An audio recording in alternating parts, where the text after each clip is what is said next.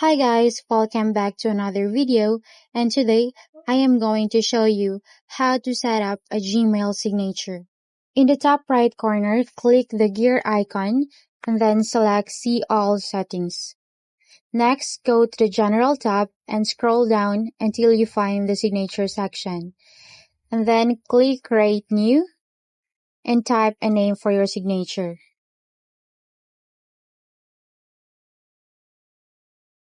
Now, in the text box, enter the information you want to appear in your signature.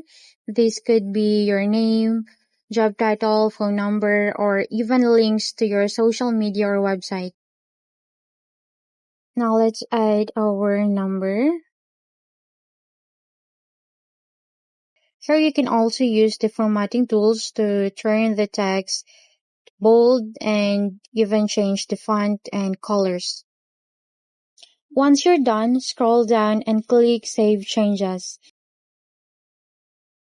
Now, whenever you compose a new email, your signature will automatically appear at the bottom.